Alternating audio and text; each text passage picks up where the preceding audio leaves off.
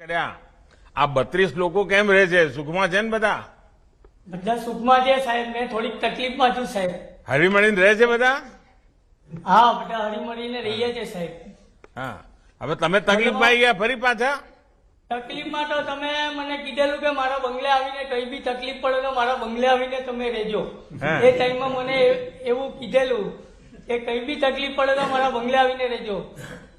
તમે હમણાં ભાડાના મકાનમાં રહો, તમારું બની જશે એવા અમારા આશીર્વાદ કીધેલા હતા તે ટાઈમમાં. મેં પગે પણ લાગેલો હતો એ ટાઈમમાં ને એમાં મંજૂરી મળી ગઈ. પછી અમે હમણાં તો રહું છું શાંતિથી ફેમિલી સાથે. 2 છોકરા છે મારા ને મિસિસ છે. અમે શાંતિથી રહું છું હમણાં. છોકરાઓ શું ભણે છે પારેખ? છોકરાઓ કોલેજમાં જાય છે ને નોકરી બી કરે છે. હમ. ને બીજો મારો એક છોકરો છે એ આપણે કુકિંગનું કામ કરે છે. હોટલ મેનેજમેન્ટનું કામ કહેવાય ને, તે હોટલ મેનેજમેન્ટનું કામ કરે છે ને હમણાં એ લોકો જ ઘર ચલાવે છે સાહેબ. મારી સ્થિતિ એવી છે, મારે કમરમાં નસ બ્લોક થઈ ગઈ છે એટલે ચલાતું નથી સાહેબ. ઓહો, અરે રે. 1.5 વર્ષથી મેં એ તકલીફમાં છું. પણ યોગા વગેરે કઈ કરો છો કે નહીં? એક્સરસાઇઝ ને બધું ચાલુ છે સાહેબ. હા, કારણ કે આમાં તો ઓપરેશનની ઉતાવળ કરતા પહેલા જરા ડોક્ટરની સલાહ લેવી જોઈએ ને. હવે તો આપણું આયુષ્માન કાર્ડ પણ મળતું હોય છે, તો આયુષ્માન કાર્ડ મળે તો તમને 5 લાખ રૂપિયા સુધીનો ખર્ચો પણ એમાં નીકળી જાય. અને ગુજરાત સરકારની પણ સરસ સરસ યોજનાઓ છે. મા કાર્ડની યોજના છે. આનો જરા લાભ લઈને તબિયત એકવાર સાજી કરી દો. બરાબર સાહેબ. હા, તમારી ઉંમર કઈ એવડી નથી કે તમે આવી રીતે થાકી જાઓ. બરાબર સાહેબ. હા. અચ્છા રાકેશભાઈ, સ્વાગત દ્વારા તમે અનેક લોકોને મદદ કરી.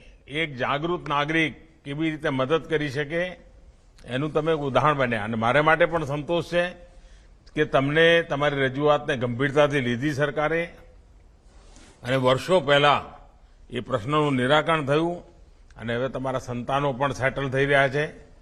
ચાલો, મારા તરફથી બધાને શુભકામનાઓ કહેજો પેલા. હા સાહેબ.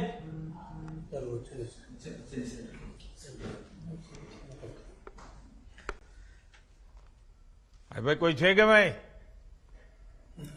જી, આદરણીય વડાપ્રધાન શ્રી નરેન્દ્રભાઈ મોદીએ જનસામાન્યની ફરિયાદોના નિવારણ માટે અને તેને દાદ આપવા માટે ટેકનોલોજીનો મહત્તમ ઉપયોગ સ્વાગત દ્વારા કર્યો છે. સ્વાગતના સર્જક અને સુશાસનના પ્રણેતા માનનીય વડાપ્રધાન શ્રી નરેન્દ્રભાઈ મોદીને આવો આદરસા આમંત્રિત કરીએ આપણું માર્ગદર્શન કરવા. माननीय वडाप्रधान श्री नरेंद्र भाई मोदी। साथियों, इस संवाद के बाद मुझे इस बात का संतोष है कि हमने जिस उद्देश्य से स्वागत को शुरू किया था वो पूरी तरह से सफल हो रहा है। इसके जरिए लोग न सिर्फ अपनी समस्या का हल पा रहे हैं, बल्कि राकेश जी जैसे लोग अपने साथ ही सैकड़ों परिवारों की बात उठा रहे हैं। मेरा मानना है कि सरकार का व्यवहार ऐसा होना चाहिए कि सामान्य मानवी उससे अपनी बातें साझा करे, उसे दोस्त समझे, और उसी के द्वारा हम आगे बढ़ते हुए गुजरात में, और मेरी खुशी है कि आज भूपेंद्र भाई भी हमारे साथ हैं। मैं देख रहा हूं कि जिलों में कुछ मंत्रीगण भी हैं, अधिकारीगण भी दिख रहे हैं। अब तो काफी नए चेहरे हैं, मैं बहुत कम लोगों को जानता हूं। गुजरात के करोड़ों नागरिकों की सेवा में समर्पित स्वागत 20 वर्ष पूरे कर रहा है, और मुझे अभी कुछ लाभार्थियों से पुराने अनुभवों को सुनने का, पुरानी यादों को ताजा करने का मौका मिला, और देख रहा हूं कितना कुछ पुराना आंखों के सामने से घूम गया। स्वागत की सफलता में कितने ही लोगों का अनवरत श्रम लगा है, कितने ही लोगों की निष्ठा लगी है। मैं इस अवसर पर उन सभी लोगों को धन्यवाद करता हूं, उनका अभिनंदन करता हूं। साथियों, कोई भी व्यवस्था जब जन्म लेती है, तैयार होती है, तो उसके पीछे एक विजन और नीयत होती है। भविष्य में वो व्यवस्था कहां तक पहुंचेगी, उसकी ये नियति, एंड रिजल्ट उसी नियत से तय होती है। 2003 में मैंने जब स्वागत की शुरुआत की थी, तब मुझे गुजरात में मुख्यमंत्री के रूप में बहुत ज्यादा समय नहीं हुआ था। उसके पहले मेरा वर्षों का जीवन कार्यकर्ता के रूप में बीता था, सामान्य मानवियों के बीच में ही अपना गुजारा हुआ था। मुख्यमंत्री बनने के बाद आमतौर पर लोग मुझे कहते थे, और आमतौर पर ये बोला जाता है, हमारे देश में अनुभव के आधार पर लोग बोलते रहते हैं कि भाई एक बार कुर्सी मिल जाती है ना, फिर सब चीजें बदल जाती हैं, लोग भी बदल जाते हैं। ऐसा मैं सुनता रहता था, लेकिन मैं मनोमन तय करके बैठता था कि मैं वैसा ही रहूंगा जैसा मुझे लोगों ने बनाया है। उनके बीच जो सीखा हूं, उनके बीच से मैं जो अनुभव प्राप्त किए हैं, मैं किसी भी हालत में कुर्सी की मजबूरियों का गुलाम नहीं बनूंगा। मैं जनता जनार्दन के बीच रहूंगा, जनता जनार्दन के लिए रहूंगा। इसी दृढ़ निश्चय से state wide attention on grievances by application of technology, यानी स्वागत का जन्म हुआ। स्वागत के पीछे की भावना थी सामान्य मानवीय का लोकतांत्रिक संस्थाओं में स्वागत। स्वागत की भावना थी विधान का स्वागत, समाधान का स्वागत। और आज 20 वर्ष बाद भी स्वागत का मतलब है ease of living, reach of governance. ईमानदारी से किए गए प्रयासों का परिणाम है कि गवर्नेंस के इस गुजरात मॉडल की पूरी दुनिया में अपनी एक पहचान बन गई। सबसे पहले इंटरनेशनल टेलीकॉम ऑर्गेनाइजेशन ने इसे ई ट्रांसपेरेंसी और ई अकाउंटेबिलिटी का उत्कृष्ट उदाहरण बताया। उसके बाद यूनाइटेड नेशंस ने भी स्वागत की तारीफ की। इसे यूएन का प्रतिष्ठित पब्लिक सर्विस अवार्ड भी मिला।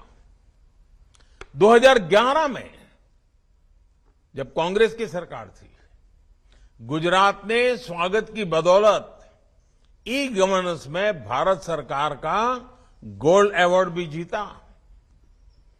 और यह सिलसिला लगातार चल रहा। भाइयों बहनों, मेरे लिए स्वागत की सफलता का सबसे बड़ा अवार्ड यह है कि इसके जरिए हम गुजरात के लोगों की सेवा कर पाए। स्वागत के तौर पर हमने एक प्रैक्टिकल सिस्टम तैयार किया।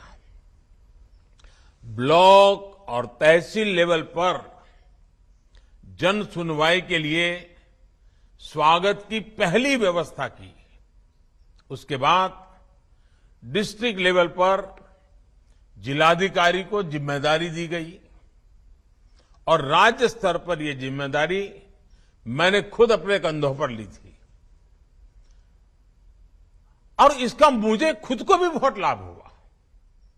जब मैं सीधी जन सुनवाई करता था तो मुझे आखिरी छोर पर बैठे हुए लोग हैं, सरकार से उनको लाभ हो रहा है कि नहीं हो रहा है, लाभ उनको पहुंच रहा है कि नहीं पहुंच रहा है, सरकार की नीतियों के कारण उनके कोई मुसीबतें बढ़ तो नहीं रही हैं, किसी स्थानीय सरकारी अधिकारी की नीयत के कारण वो परेशान तो नहीं है, उसके हक का है लेकिन कोई और छीन रहा है, उसके हक का है लेकिन उसके मिल नहीं रहा है। ये सारे फीडबैक मुझे बहुत आसानी से नीचे से मिलने लगे और स्वागत की ताकत तो इतनी बढ़ गई, उसकी प्रतिष्ठा इतनी बढ़ गई कि गुजरात का सामान्य नागरिक भी बड़े से बड़े अफसर के पास जाता था और अगर उसका कोई सुनता नहीं, काम नहीं होता, वो बोलता था ठीक है आपको सुनना है तो सुनो, मैं तो स्वागत में जाऊंगा। जैसे ही वो कहता था कि मैं स्वागत में जाऊंगा, अफसर खड़े हो जाते थे, उसको कहते आओ बैठो बैठो और उसकी शिकायत लेते लेते थे। स्वागत ने इतनी प्रतिष्ठा प्राप्त की थी और मुझे जन सामान्य की शिकायतों की, मुसीबतों की, तकलीफों की सीधी जानकारी मिलती थी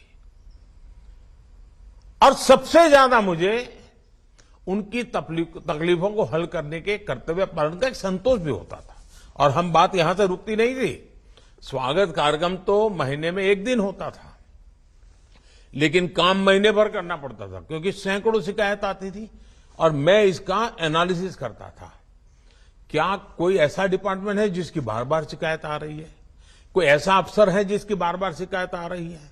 कोई ऐसा क्षेत्र है जहां बस शिकायत भरी पड़ी है? क्या नीतियों की गड़बड़ के कारण हो रहा है? किसी व्यक्ति की नीयत के कारण गड़बड़ हो? सारी चीजों का हम एनालिसिस करते थे। आवश्यकता पड़े तो नियम बदलते थे, नीतियां बदलते थे ताकि सामान्य को नुकसान न हो। और अगर व्यक्ति के कारण परेशानी होती थी तो व्यक्ति की भी व्यवस्था करते थे और उसके कारण स्वागत ने जन सामान्य के अंदर एक गजब का विश्वास पैदा किया था। और मेरा तो विश्वास है लोकतंत्र का सबसे बड़ा तराजू जो है, लोकतंत्र की सफलता का तराने का एक महत्वपूर्ण तराजू है कि उस व्यवस्था में पब्लिक ग्रीवेंस रिड्रेसल कैसा है, जन सामान्य की सुनवाई की व्यवस्था क्या है, उपाय की व्यवस्था क्या है, ये लोकतंत्र की कसौटी है। और आज जब मैं देखता हूं कि स्वागत नाम का ये बीज आज इतना विशाल वटवृक्ष बन गया है, तो मुझे भी गर्व होता है, संतोष होता है और मुझे खुशी है कि मेरे पुराने साथी जो उस समय स्वागत कार्यक्रम को संभालते थे मेरे सीएम ऑफिस में, ए.के. शर्मा, उन्होंने आज इकोनॉमिक टाइम्स में इस स्वागत कार्यक्रम पर एक अच्छा आर्टिकल भी लिखा है, उस समय के अनुभव लिखे। अब आजकल तो वो भी मेरी दुनिया में आ गए हैं, वो भी राजनीति में आ गए, वो मंत्री बन गए उत्तर प्रदेश में, लेकिन उस समय वो एक सरकारी अफसर के रूप में स्वागत के मेरे कार्यक्रम को संभालते थे। साथियों, हमारे देश में दशकों से ये मान्यता चली आ रही थी कि कोई भी सरकार आए उसे केवल बनी बनाई लकीरों पर ही चलते रहना होता है, वो समय पूरा कर देते थे। ज्यादा से ज्यादा कहीं जाके फीते काटना, दिए जलाना, बात पूरी। लेकिन स्वागत के माध्यम से गुजरात ने इस सोच को भी बदलने का काम किया है। हमने ये बताया कि गवर्नेंस केवल नियम, कानूनों और पुरानी लकीरों तक ही सीमित नहीं होती।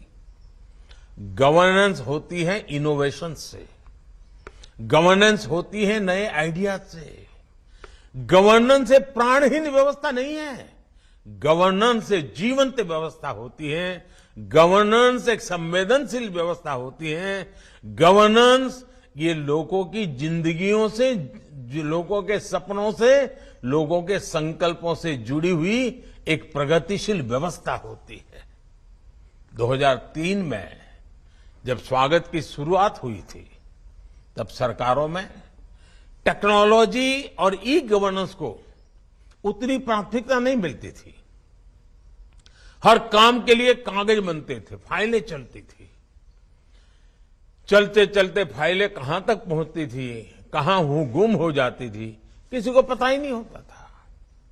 अधिकतर एक बार एप्लीकेशन देने के बाद फरियादी की बाकी जिंदगी उस कागज को खोजने में ही निकल जाती थी। वीडियो कॉन्फ्रेंस जैसी व्यवस्था से भी लोग बहुत कम परिचित थे। इन परिस्थितियों में गुजरात ने फ्यूचरिस्टिक आइडियाज पर काम किया और आज स्वागत जैसी व्यवस्था गवर्नेंस के कितने ही सॉल्यूशंस के लिए प्रेरणा बन चुकी है। कितने ही राज्य अपने यहां इस तरह की व्यवस्था पर काम कर रहे हैं। मुझे याद है कई राज्य के डेलीगेशन आते थे, उसका अध्ययन करते थे और अपने यहां शुरू करते थे। जब आपने मुझे यहां दिल्ली भेज दिया तो केंद्र में भी हमने सरकार के काम की समीक्षा के लिए प्रगति नाम से एक व्यवस्था बनाई है। पिछले 9 वर्षों में देश के तेज विकास के पीछे प्रगति की एक बड़ी भूमिका है। एक कंसेप्ट भी स्वागत के आइडिया पर ही आधारित है। प्रधानमंत्री के तौर पर प्रगति की बैठकों में मैं करीब 16 लाख करोड़ रुपए के प्रोजेक्ट की समीक्षा कर चुका हूं। इसने देश की सैकड़ों परियोजनाओं को गति देने का काम किया है। अब तो प्रगति का प्रभाव यह है कि जैसे ही कोई परियोजना इसमें समीक्षा के लिए लिस्ट पे आती है, उससे जुड़े अवरोध सभी राज्य धमाधम उसको समाप्त कर देते हैं, ताकि जब एक्चुअली मेरे सामने आए तो कहे कि साहब 2 दिन पहले काम हो गया है। साथियों, जैसे एक बीज एक वृक्ष को जन्म देता है, उस वृक्ष से सैकड़ों शाखाएं निकलती हैं, हजारों बीजों से हजारों नए वृक्ष पैदा होते हैं, वैसे ही मुझे विश्वास है स्वागत का ये विचार बीज गवर्नेंस में हजारों नए इनोवेशंस को जन्म देगा। ये पब्लिक ओरिएंटेड गवर्नेंस का एक मॉडल बनकर ऐसे ही जनता की सेवा करता रहेगा।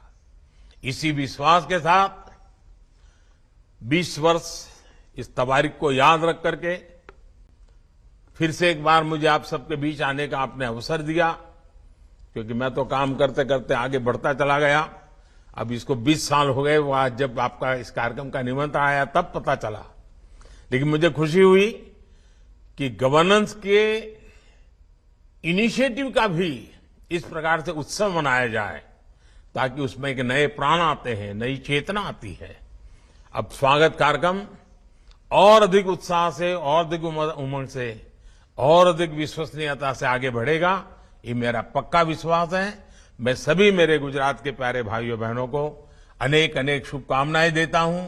और एक हफ्ते के बाद 1 मई गुजरात का स्थापना दिवस भी होगा, और गुजरात तो अपने आप में स्थापना दिवस को भी विकास का अवसर बना देता है, विकास का उत्सव बना देता है। तो बड़ी धूमधाम से तैयारियां चलती होगी। मेरी आप सबको बहुत बहुत शुभकामनाएं हैं, बहुत बहुत बधाई।